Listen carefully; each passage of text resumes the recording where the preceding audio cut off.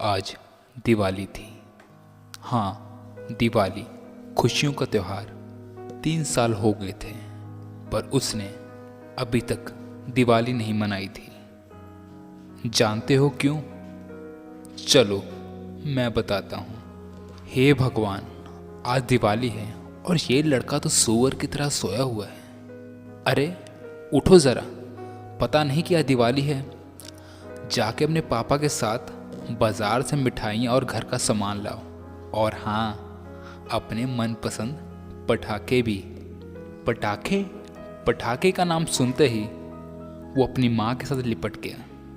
हाँ भाई, पटाखे किसको नहीं पसंद होते। वो तो 1 महीना पहले ही पटाखों की लिस्ट बना के रखता था। आलू बम, रॉकेट, लक्ष्मी बम, हाइड्रोजन बम, बुलेट बम और भी जितने धमाकेदार बम थे, उन सभी की लिस्ट वो 1 महीना पहले ही बना के रख लेता था। इन पटाखों के कारण उसकी बहन से झगड़ा होना तो लाजमी था। उसकी बहन पटाखों से बहुत डरती थी। उसको तो बस फूलझड़ी, अनार, चरखरी ही पसंद थे, और पापा भी उसी की साइड लिया करते थे, उसकी ही सपोर्ट किया करते थे। इसी वजह से उसकी लिस्ट हमेशा ही अधूरी रहा करती थी। शाम के 5 बज गए थे। मनु अपने पिताजी के साथ बाजार से सब सामान ले आया था। पर पिताजी को याद आता है कि आज उन्होंने रामलाल के घर जाना था।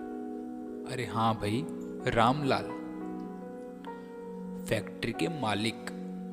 बाबूजी ने कहा कि मैं रामलाल जी के घर जा रहा हूँ। वैसे ही मम्मी ने भी कहा मैं भी आपके साथ जाऊंगी और गुड़िया को भी साथ में ले चलते हैं। बाबूजी ने मुझसे कहा कि हम जल्द ही घर वापस आएंगे, पर वह बाबूजी के आखिरी शब्द थे।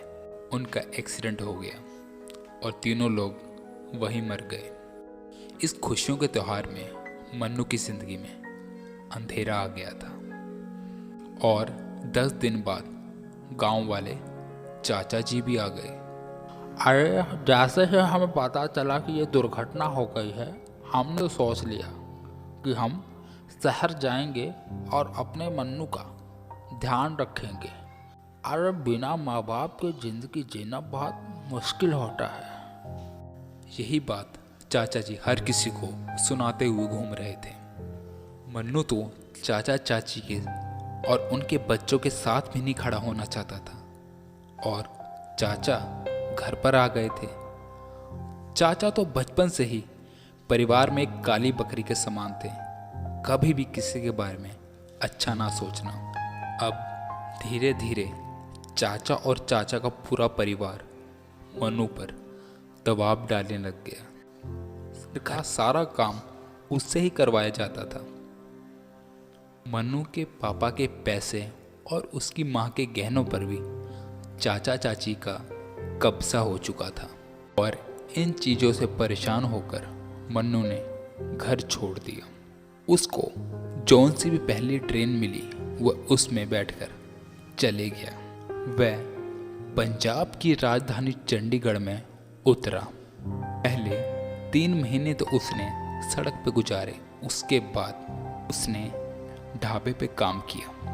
वह वहीं काम करता था और वहीं सोया करता था। मन्नू ने देखा उन बुजुर्ग के सफ़ेद कपड़े, सफ़ेद दाढ़ी, सफ़ेद बाल थे, पर उसने नोटिस किया कि वह बुजुर्ग देख नहीं सकते। मन्नू ने कहा, अब इतनी रात को कहाँ जा रहे हो? 7 साल हो गए हैं मुझे घर से निकाले हुए। मेरे बेटे ने मुझे घर से बाहर निकाल दिया। आज दिवाली है, खुशियों का त्यौहार। मैं इस दिवाली के दिन कमरे में नहीं रहना चाहता, खुली हवा में सांस लेना चाहता हूँ। तभी मुझसे रहा नहीं गया और मैं घर से बाहर आ गया। पर मन्नू ने कहा कि आप देख तो सकते नहीं, आप इंजॉय कैसे करोगे? बेटा, मैं देख तो नहीं सकता, पर सांस तो ले सकता हूँ, सूंघ तो सकता हूँ हंसते हुए बच्चों की आवाज़ सुन सकता हूँ। आज के दिन मैं अपने साल भर के जोड़े हुए पैसों की मिठाई लेता हूँ और गरीब बच्चों में बांट देता हूँ। इन बुजुर्ग की बात सुनकर मन्नू को एहसास हुआ कि उसने कितना मूर्खतापूर्ण काम किया है। उसको 3 साल हो गए हैं, फिर भी उसने दिवाली नहीं मनाई। मन्नू को 3 साल हो गए थे अपनी किस्मत को कोसते हुए। अभी तो मेरी पूरी जिंदगी बची है। मैं मूर्ख था जो अपनी पुराने वक्त और पुरानी जिंदगी में हुए हादसों को बार बार याद कर रहा था। मन्नू ने बुजुर्ग की बातों से एक चीज तो सीखी, जो बीत चुका है हम उसको वापस तो नहीं ला सकते। हाँ, अपनी ज़िंदगी को एक नए सिरे से शुरुआत कर सकते हैं। तो दोस्तों, जो बीत चुका है उसको दोबारा मत सोचिए, क्योंकि हम उसे बदल नहीं सकते।